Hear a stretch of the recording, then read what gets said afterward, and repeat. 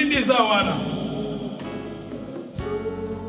Na mbuka na biso ko mona mingi ba président biso ba ke bo bazaza wana bato bazaza na ba gouvernement bazaza bato bazo sa sacrifice humain au monde ndenge to bani ba période de élection ko yoza na Congo.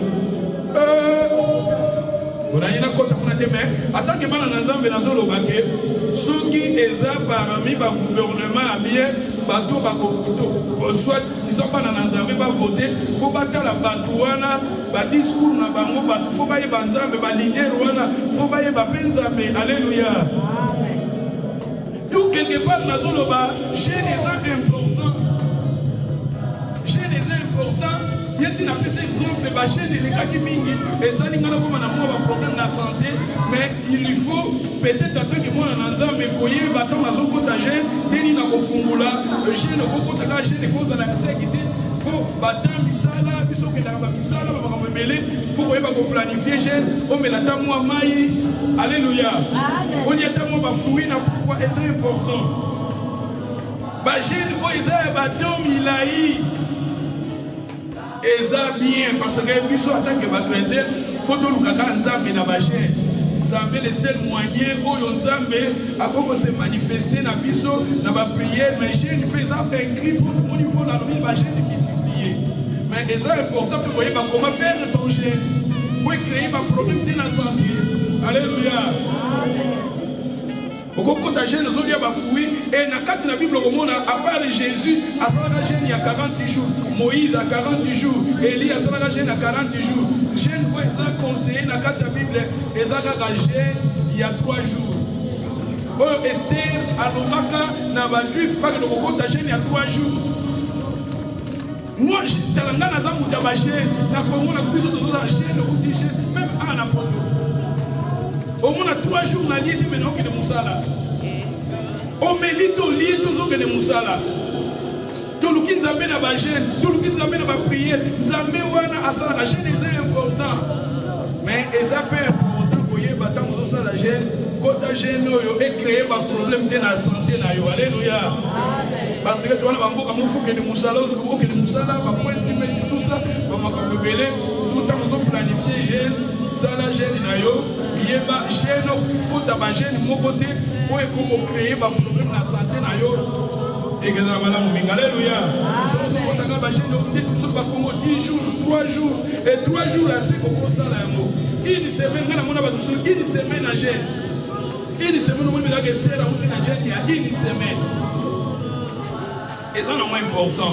Et ça, très important dans la vie spirituelle. Ça, l'expérience, moi, on entend beaucoup les canaux. Mais ça, c'est que chaque fois, chaque semaine, on va dire pour créer un problème de la santé physique. Alléluia. Nous devons continuer. Tout le temps là, dans le verset 27, tout le temps là, dans le verset 28. Dans le verset 27, j'ai été dans le travail, dans la paix, exposé de nombreux éveils, à la faim, à la soif, à des jeûnes multipliés, au froid et à quoi? À quoi? Nidité. C'est-à-dire, awa, tout le monde est awa, balobi awa dans nidité. Paul a lobi kuna zanga pe bilo kaboli. Alléluia. Paul Moussa ina nzambo le loto zolo basé élevé mazanga. Akuta bien zangi bilamba. Tota la sikola bandako na biso na komele bilamba. Mais la ngona lati yango pe mingi, et la ngona lati yango pe mingi nazolinga mikolo na ndo luka collection de pona ya na church. Comme Paul azolo ba yikuta zanga bilamba. Comme mikolo na voyena na église pour nazolinga na ba collection. Yo zana na ba biloko matériel. Alléluia. Donc les amis sont dans Philippiens chapitre 3. Ba matériel, ba biloko et ça c'est important, mais ça dit que tout souvent dans mais ce qui tout fait là non, ce n'est pas Philippiens chapitre 3 verset 1. Au reste des frères, réjouissez-vous dans le Seigneur.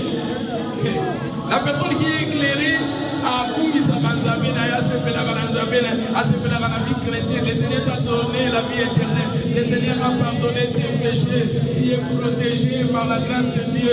Les anges de Dieu. Parce qu'on campe tout autour de la vie. Alléluia. Mais Yuka Awa, au reste de mes frères, réjouissez-vous.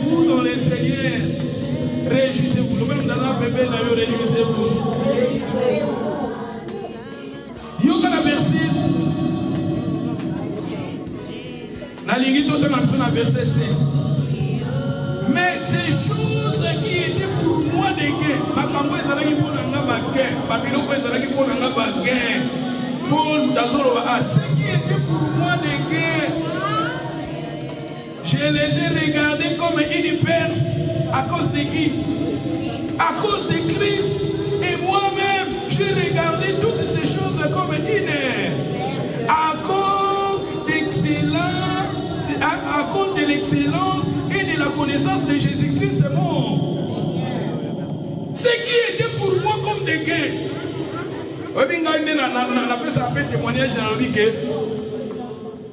Ce qui était pour moi comme des gains, je les ai regardés comme de la boue. Pour la lobby, Makamoyo, Sikoyo, Makamunini, Oyo, Yumona, Obi, et ça va te moussus, on a un malin. Et un bananazam de moussus. Match est important. Match est important.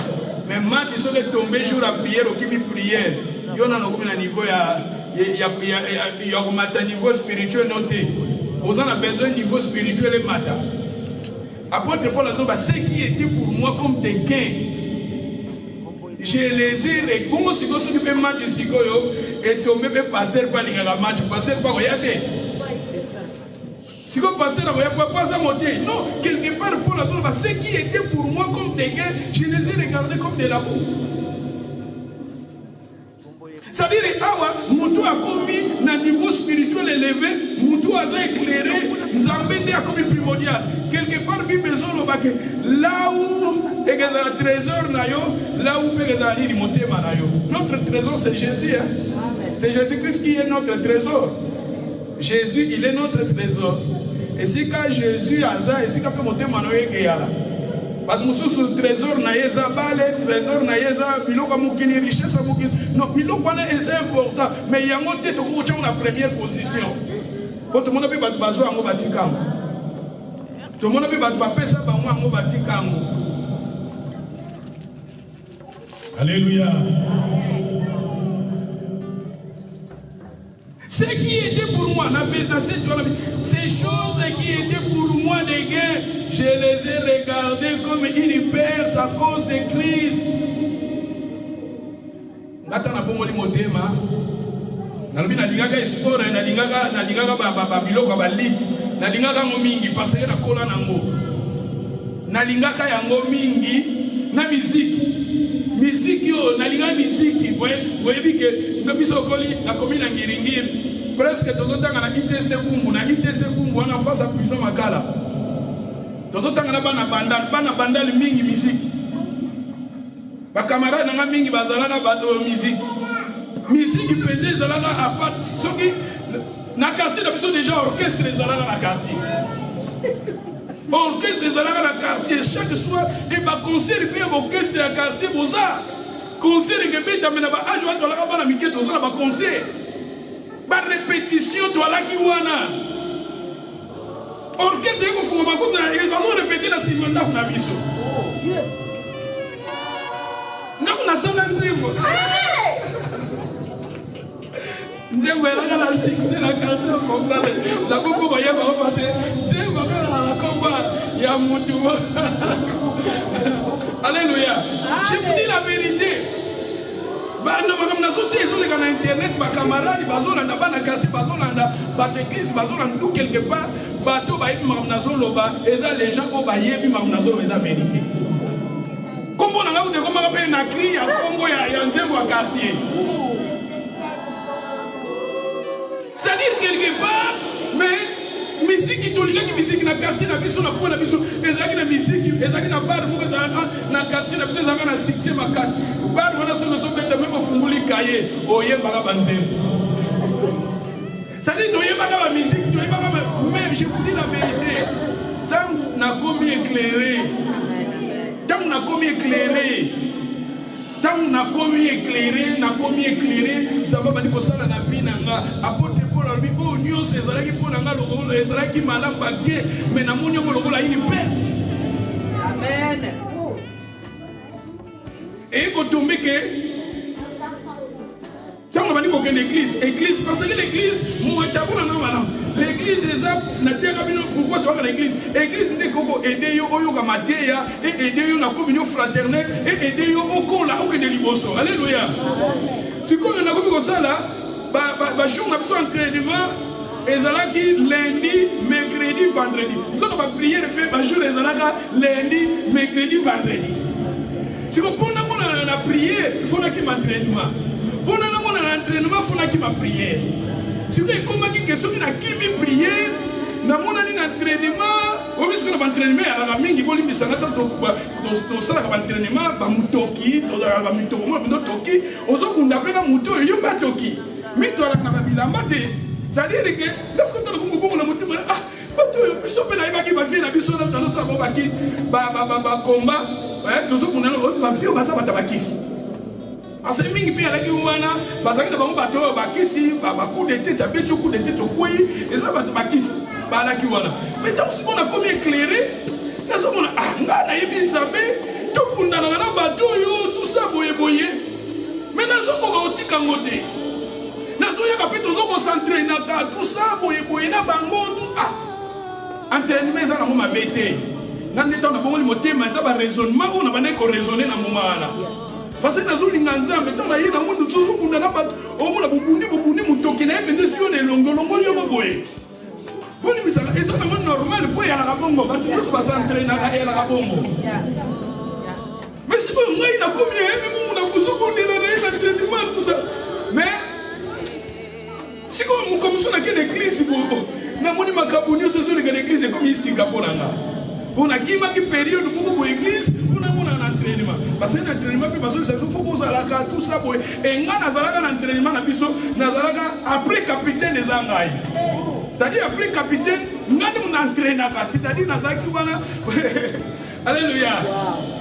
C'est-à-dire naïebaki oh ba prise nyonso ya lit. Je vous dis la vérité naïebion. Tour des bras cochés, bras roulés, ramassement de la tête avec des bras courbés, l'autre étendu. Tout ça terre bewana, ramassement de la tête avec un bras accroupi, l'autre étendu. C'est-à-dire ba prise belé nyonso naïebakango. Parce que na banda kiango loko na bana nanga ba jasper boye na epsa ba mbasa le sport ba s'entraîner pour étude dans monde te za la makasi ngana na banda ko kene na ba âge écoute jasper na 13 ans dirait na C parce que là je me souviens na banda ko kene na 5e primaire 5e primaire na continue na makambo ya valide c'est-à-dire les aba biloko na yeba ki yango soki capitaine maître azati capitaine pas azati ngam nazo ko s'entraîner. S'il te plaît, bon, l'entraînement, la biso est là qui, ceux qui battent pour s'entraîner, c'est de s'entraîner dans le corps. C'est-à-dire qu'on s'entraîne dans le corps, parce qu'il faut que la souple. Il faut d'abord la souple, il faut la souple. Au sentir qu'il note parce que n'a vu qu'au canapé, manamitiki. C'est-à-dire que Moutounios, Ozala Moukolo, Ozala Mouana, Bato s'entraîner là-bas. C'est-à-dire que Barobeto, Pouatini, Pouatini, Babeti au cou, Nino, Babeti au bois, Ma, Namotema, Nyos, on a déjà la entraîné. Ma Libou, mon absolu, Babetanga, la Libou, Betinga, les coffres, Pentabetanga, les coffres, pas, déjà la Zalaka, la Kangipe, mais Dendina. C'est-à-dire que la Zaka Moutoumoko, Baformanga, la Kolaganango. Mais tant on a commis éclairé. Le problème n'a pas l'éclairer. Tant on a commis éclairé. Un jour, on a l'église, on a mis l'église une période où on a moulaï. Parce que ça les gars, même, on ne dirait pas changer par jour, mais on va changer par jour la prière. Nous avons mettre na bisoté que va changer par jour l'entraînement, non. Là, on a fait une décision. Soit na Nzambe, soit na kende na makambo na elite. Na bi kozwa décision. Na tala ezaka na moment moko Nzambe alingaka yo zwa décision. Tala pour na destiner les deux bato ba na message oyo. Eza na makambo to se décider ki to tika poto za lipamboli. Amen. Eza na makambo oyo to ndima ki to pendre yango poto sauver milimo ya bato. Amen. Dans 4 décisions, il y a un petit galit. Je me souviens un jour que j'étais à Gambela. Totei na kambela tozo bimana ba irebu wana toti na kambela tozo bimana irebu tozo tambola boye. Namona ba kachero yo basala la sécurité na wenzi ya Zandu ya Kasavuku. Ba yewa na ba maître nazo ko moni petit na ngo azagrandité. Mais comment les nos frères? Donc quelque part na tika na ngambo pona konzamba. Alléluia. Parce que na comme éclairé. So retourner pourquoi tika lit na comme éclairé. Mais comme on a des moyens na entraînement ça ma bête entraînement c'est important. Mais et tomba qui que eza ba jour na sa prière, eza qui ba jour ya entraînement, faut na ça la choix. Choix na ngana moni que faut pona lingi zambe na ba. Na ki ko tika vi wana ba entraînement. Si les lobes na tika ngo na tika ngo. Mais l'enfant na ndam na s'entraîner pour na corps plus à la bien. Mais ko kende na zara so na temps wana te. Musique ici comme on a tika musique problème. Musique na tika musique ça un problème. Parce que nous autres temps nous sommes manon zembo. Ah Zambe asimba rabat. Alléluia. Musique pour na tika musique. Elle m'a posé la cassette, non la cassette les arabes audio les arabes linga basingana. Posez la musique na yo tout ça. Je vous montre dans la classe, dans la première CO. Et là, le frère, nous avons une école, frère en Christ. Frère en Christ, vraiment frère, on a abandonné qu'on s'en l'ami. Donc, on a pu monter ma série, on a abandonné qu'on envier comment on a se comporter. Si un jour, il y a la foi, à l'égard de l'expérience de la vie chrétienne, si on a poussé les pas là, si on a tout dit à la vie frère, est-ce que la musique, quand il y a musique profane, musique profane. Est-ce que musique profane? Est-ce que nakoko sali na nga penzambe koyeba ka musique profane? Frère wana pesa na passage na Bible. Alors musique profane eza mabe. Et ça là nga pasi mesunganga. Puis musique toko Bible bina bisoka toyemba ba chanson spirituelle, la chanson peut être comme ça nzambe. La kenda na fanda na sala est-ce que faut décision na ngamoko neko zo décision neko boya alléluia c'est une décision bi ko bandalelo na loyemba sur musique profanité ba cassette na ngabo na zalanga na ngoya ba audio wana ya bani na zo ya ngona tumba ya ngo alléluia les lelo na zo continuer na vie spirituelle na nga. Oui, musique peut-être un moment qu'on met après ça mémoire. Et quand on a la mémoire, mais na yembaka, na za na ba sentiment wana, ba pousa pour la zone ba c'est bon ils ont pour nanga, ils ont qui logo la guerre, ils ont qui Jésus regardé comme une perte à cause de Christ. J'ai regardé toutes ces choses là comme une perte à cause d'excellence et la connaissance de Jésus-Christ mon Seigneur pour lesquels j'ai renoncé à quoi? C'est important. Les gens qui être éclairés de Paul. Paul, il était éclairé, mais c'est pas dans la phrase à Soukawana est important. Dans Philippiens 3, verset 7. Mais toutes ces choses qui étaient pour moi des gains, je les ai regardées comme une perte à cause de Christ, et même j'ai regardé toutes ces choses comme une quoi? À cause d'excellence de la connaissance de Christ. Comment la connaissance de Christ? La connaissance de Christ, mon Seigneur, pour lequel j'ai fait quoi? J'ai renoncé. J'ai renoncé à tout. Mais il a éclairé dans la musique au Kangaoka. Osez éclairer dans la paposa au Kangaoka. Motozoka message yo. Zamba likoko mema na dimension mosusu. Oza na destinée moko kitoko liboso na yo. Ba moment moko faut décider. Et comment na ba moment moko faut yo moko soit décision. Quand il est éclairé, les lots na zote les manazote ya bino parce que ça na musu na ndima ekotikango. Et là makamusu soit ezalaki pona nga bien. O ezalaki très important pona nga. Oyebi na ba milliers ba kachi wana na no ba viana ba bien discipliné. Et au moment où on a quelque part, on a un club international. Club Nabiso, Texas, exerce na lobango awa eza eloko nazo loba na za conscient na lobi na ngate o makambo ya muno na lobi j'ai été faux na faux ba faux makinga na lit parce que dans la lit so si lit do comme caché parce que na lit faut dans un bon caché faut dans un bon lité parce que na lit ba olaxo ba shit ba olaxo comment ko koya ba olaxo comment ko sauter ba ko tenir yo na ba biloko wana to ko koma souple de ba ndi ko laxa yo siko ba prise ya catch tolo banazaki mutu moko lokola na lingaki yango na sisa ina ba prise nyo salite na koma kisiko bazo former nga pona za la caché parce que na bandaki yango ki mwana eloko bando kanganga pona lai mwana nde ezo kanganga na musu ba vie na biso ba bandi na biso na bango nyo so ba kona déjà ba caché ba kota ba bungu wana ba bundaka déjà nazaka na carte ngana immigration na mema carte na nga ya lité na l'immigration mboka oyo parce que nazaka déjà na carte bando pesa biso ba carte tant na bongo ni motema bona tika ngoka wana ezaka na ndako nde tato so ya kota na mema ka ngona memi obeko sunga na makambo ya immigration ça va ekotika mais quelque part pour le marquer dans la ezala babilo mususu na vie chrétienne on dit ma kotika ngo na nzambe. Pour l'apôtre Paul a dit ce qui était pour moi de guerre à répéter à moi. Donc continuer dans le verset, dans le verset 7. Bon, c'est ce qu'on a fait à l'objet pour lequel j'ai renoncé à tout. Je l'ai regardé comme quoi?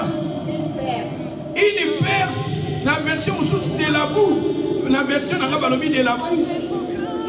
Afin de gagner qui? Afin de gagner Christ. Qu'est-ce que Babylone mususu tala mutu aza éclairé za maka mususu pona nzambo kotika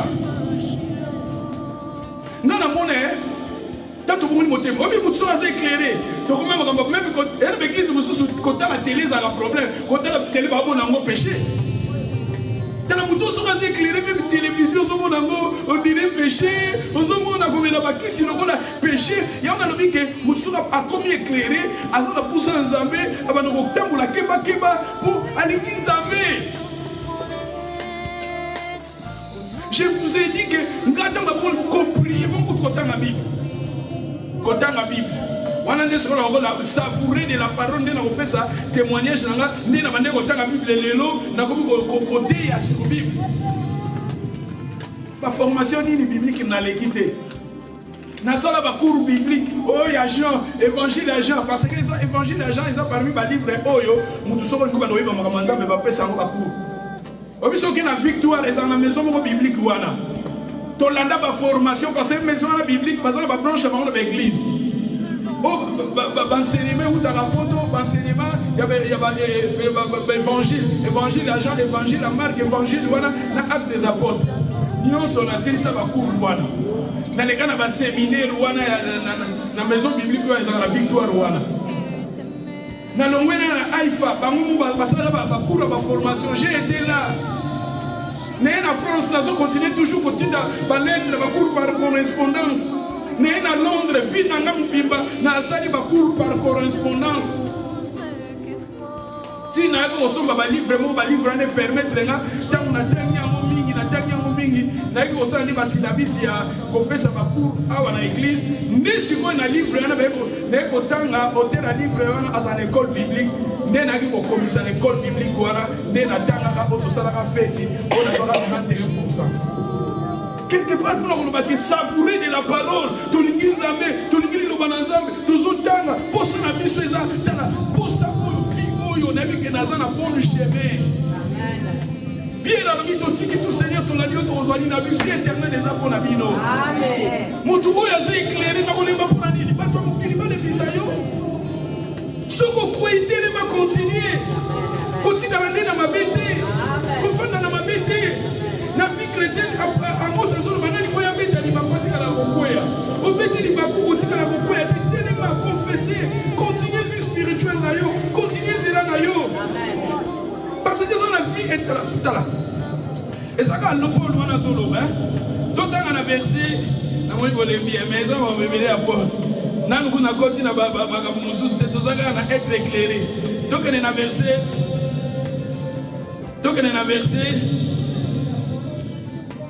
Dans verset 12.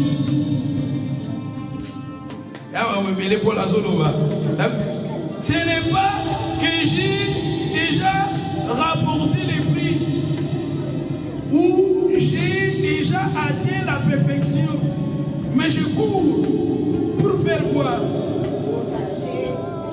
Pour tâcher de la saisir, puisque moi aussi j'ai été saisi par qui? Ça dit j'ai été éclairé.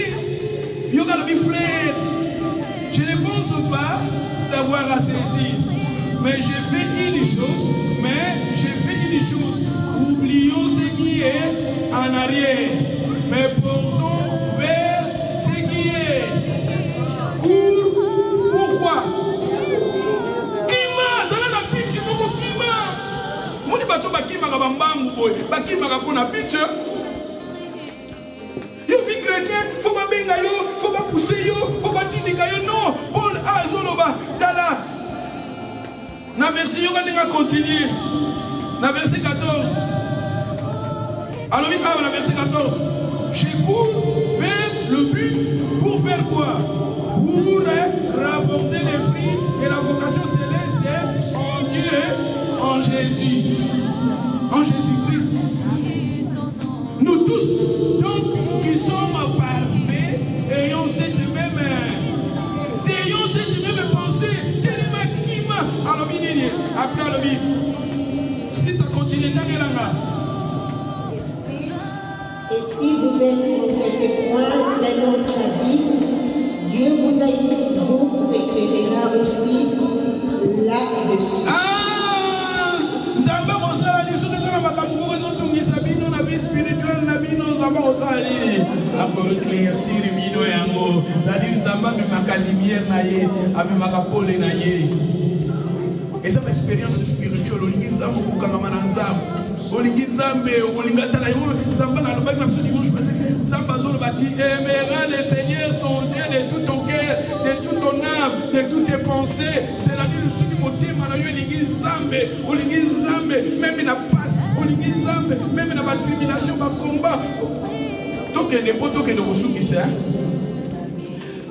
Mais na moni awa na kozongela ngo kuna na conclusion na kuna plus tard soki na ina sala synthèse ya makambo nyonso toyekoli nde na kozonga tokende na 1 Corinthiens chapitre 9 verset 23. 1 Corinthiens chapitre 9 verset 23.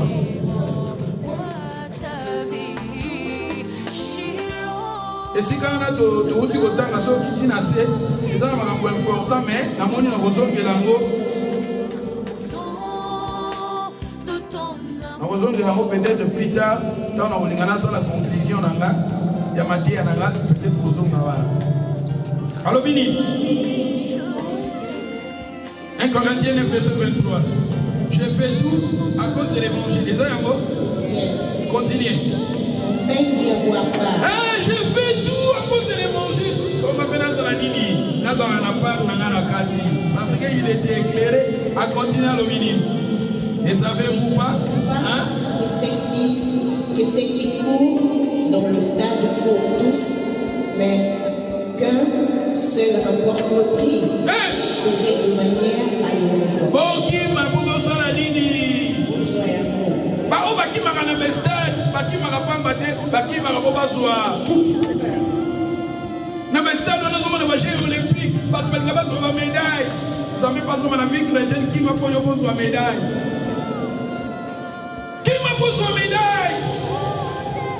et a continué à le minini. Tous ceux qui combattent s'imposent toute espèce d'abstinence et ils le font pour obtenir une couronne corrective. Même bateau basala bakima babeta la balle ba rebi soke o formela ka masanga mingité faut que ça la boye mingité même bateau bayembaka o mona mutu soka zo yemba biloko tala mutazo yemba mais on a lié ma mafuta te biloko azo se discipliner na magamusu bomo yoko na nzambe on est se discipliner te kana ko ka kotika lokote ngana ko ka sa ko awa ko batu ya mokili na biloko mokili bazo se discipliner.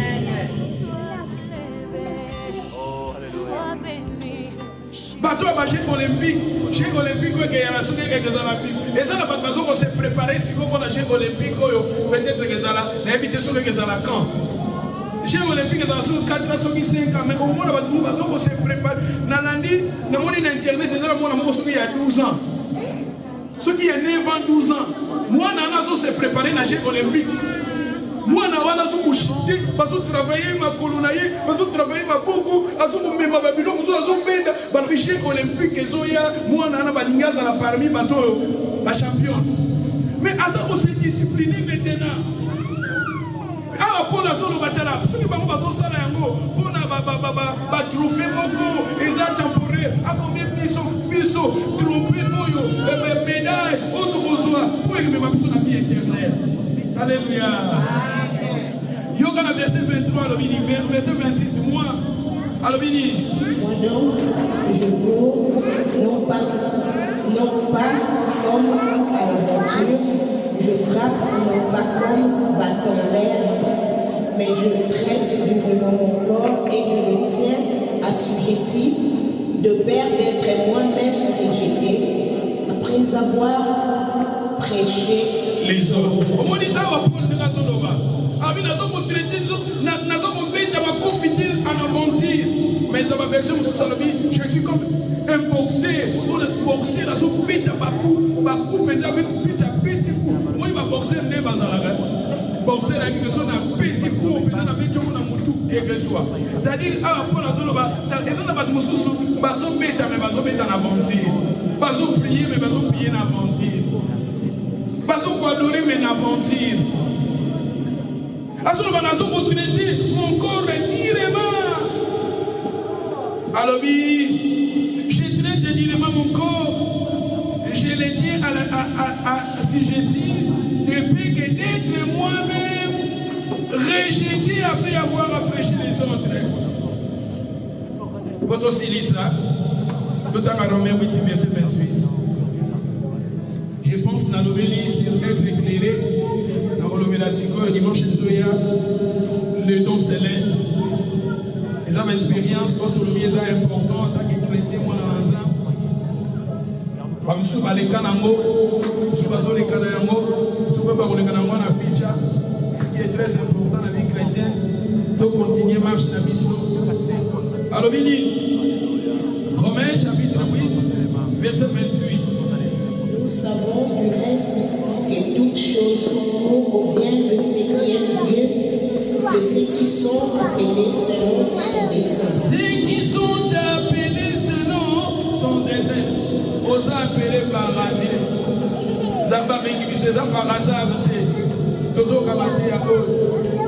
Le Seigneur a bien abisso. Dans verset 29. Ceux qui l'ont connu d'avance, il les a aussi prédestinés à être semblables à l'image de son Fils, afin que son Fils fît les premiers-nés en plusieurs frères. Ceux qui l'ont prédestiné les a aussi. Ceux qui les ont appelés les a aussi. Et ceux qui l'a justifié les a aussi. Comment dit Awa? Il nous a appelés, il nous a justifiés. Bato a justifié. Abengi va recevoir la bonne gloire naïe. Alléluia. Ceux qui doivent continuer, nous avons le verset 31. Que dirons-nous donc à l'égard de ces choses? Si Dieu est pour nous, il sera contre nous. Lui, il n'a point épargné son propre Fils, mais les a livrés pour nous tous. Comment ne nous donneront-ils pas aussi toutes les choses avec elle? Comment? Le Fils aîné. Il a donné son Fils. À combien plus forte raison pour la vie de quoi mon kilio? Et ça, là, vous n'avez pas de mission à foi. Et ça, les balles, vous n'avez pas de mission à foi. Dans la zone, va être éclairé. Et ça, la maman, l'église, la mission à Haïfa. Maman, on a la deuxième femme. Maman, on a la fille à bien, il y a un détail. Maman, mobile, il y a un bateau à diamant. Maman, mais à la deuxième femme. Maman, l'église, ce sont des gens qui vont soutenir le ministère de Maman Toumba. Mais on dit que maman a besoin de décision. Tant qu'on comme éclairé, à l'église, on va la maman, a tiki mobali oyo bapesa ye fila bapesa ye baka mama animi kotika vi wana animi azonga mpo mobali wana akaka ye te parce que azalaka éclairé moto soki aza éclairé tala eza na biloko ekozala avantage mama azongi mpa petite sere na ye akokolala na salon oyo bamama baluba wana vi mpenza ezalaka bien mama na toyebaki me ntango akomi éclairé ye moko motu moko apekisaka ye te amoni ke libala oyo azovivre eza aye te azwi décision oyo nyonso ezalaki ge mpo na ye oyo nyonso ezalaki malamu mpo na ye mais à cause ya nzambe à cause ya Christ. Est-ce que nous sommes déjà à un niveau là? Il y a continuer. Lui qui n'a point épargné, lui qui n'a point épargné son propre fils, mais les a livrés pour nous tous. Comment ne nous donneront-ils pas aussi toutes choses avec lui?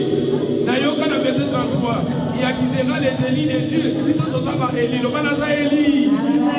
Dieu les a justifiés. Il les condamnera. Christ est mort. Là, nous avons condamné déjà les hommes. On va sur le bateau éclairé. Le bateau éclairé. Ceux qui sont éclairés, ceux qui sont appelés, ceux qui sont justifiés, ceux qui. Nous va continuer le verset. Bien sûr, il est mort. Bien sûr, il est ressuscité. Il est à la droite de Dieu. Il intercède pour nous. La 35. Qui nous séparera de l'amour? Qui nous séparera de l'amour de Christ?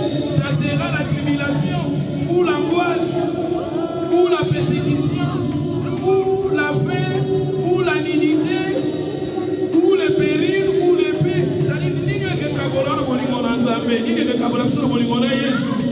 C'est ça la tribulation. Tribulation, c'est pas problème, ils ont là. Pas persécution, ils ont là. Pas problème de pile, pas problème de bandage, pas problème de vacances, pas problème de finance. Il y a un des cabolos pour nous ensemble. Il y a un peu de lobby. Et ça, c'est quoi ça, la nette, ça m'a et vous avez la même idée, et vous avez la même nouvelle, vous avez ma vie, nous sommes à l'hôpital, papa, nous sommes à l'hôpital. Quelques news, vous voyez ma vie, boyer, vous essayez de monter ma passe, on est au Cameroun en Zambé. Il va continuer la persécution ou la fin dans la passe, il va venir, il va venir Kabolayo. Ou bien nidité, ah, ça va nidité, ça, nidité, ça, mais ça peut-être à 5 000 là-bas. Il y a un monde qui ma campo ils ont capolé pas de moussous, ils sont des petits amis pas de moussous. Mais il y a le péril ou l'épée ça fait quand l'épée ça quand la mawa mutakufi tout ça mutumoko kwa kufi na famille ça mawa tout ça. Mais il y a le verset 36. Selon il est écrit, c'est à cause de toi qu'on nous met à la mort tous les jours. On nous regarde comme des brebis destinées à la boucherie. Mais dans toutes ces choses, nous sommes plus que vainqueurs par celui qui nous a. Nous sommes plus que vainqueurs par celui qui nous a aimés. Car j'ai l'assurance, ni la mort, j'ai l'assurance. La ligne de sur le passage, s'il te plaît. Aussi, les satan. La ligne de peut-être que la montée manayo. Nous sommes interprétés car, oui, dans la Bible, mais c'est où la montée manayo. Car j'ai l'assurance, ni la mort, ni la vie, ni les anges, ni les dominations, ni les choses à présent, ni les choses à venir, ni les puissances, ni la hauteur, ni la profondeur, aucune autre créature ne pourra